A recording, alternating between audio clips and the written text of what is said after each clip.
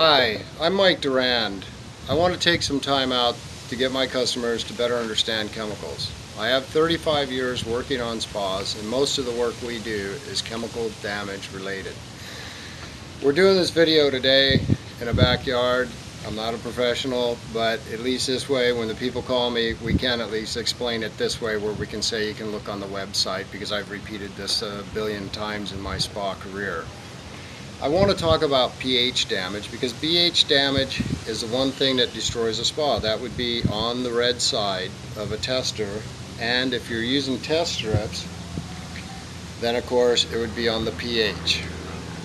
On a test kit, what we like to see is if you take and add 5 drops of solution. I like the liquid myself. It seems to be a little more accurate for me to look at. This pH right here is a pH that I like to see. When it's red, it means we got alkalinity in the water. There's not too much acid in the water. We don't want to see it come down into the yellow on a test kit. That number there for the yellow would be 6.8. 6.8, you'll be needing a new heater before you know it. At least at 8.2 or somewhere within the ideal range and up, you won't be doing any chemical damage to the spa. What you want to do if the pH drifts down to 7.6 or 7.2, add a little bit of spa up to the water, which is baking soda or sodium bicarbonate.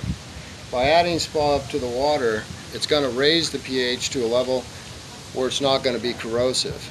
If you tend to keep your spa up into the red zone for a long time, what you'll want to do is use Spa Defender.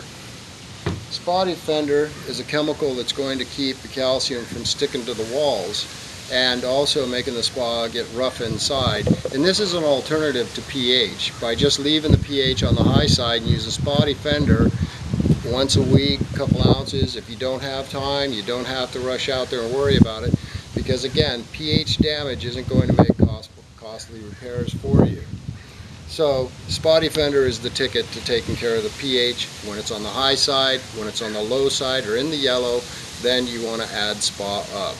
Never use spa down, and check the acid at least once every 4 to 8 weeks. No more than 8, and really no more than 8 weeks, no less than 4 weeks to check the acid. Now they have, what we do when we first fill up a spa, most people want to use bromine. And there's got to be a way to be able to add the bromine to the water without thrashing it. This is a bromine feeder. This is the one that we recommend using. By adding the tablets to this and screwing down the cylinder, what you're going to do is you're going to have a half to a quarter of a tablet showing. Bromine only dissolves in the water when it's moving. If the filter's running for a couple hours a day and it's an in-ground spa, you're probably going to need 2 or 3 tablets showing. If it's a hot springs or a jacuzzi where the spa is running continuously on a circulating pump, you're going to want as little bromine exposed to the water as possible. Sometimes 1/4 of a tablet will work.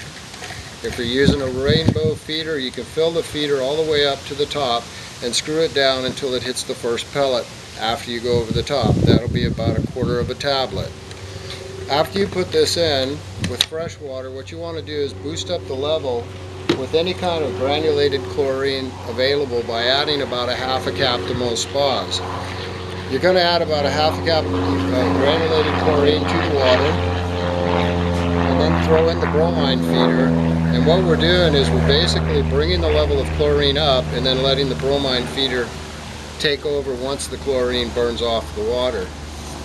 There's a lot of other chemicals that are good to use, which is Renew. Renew works good for taking out suntan lotion,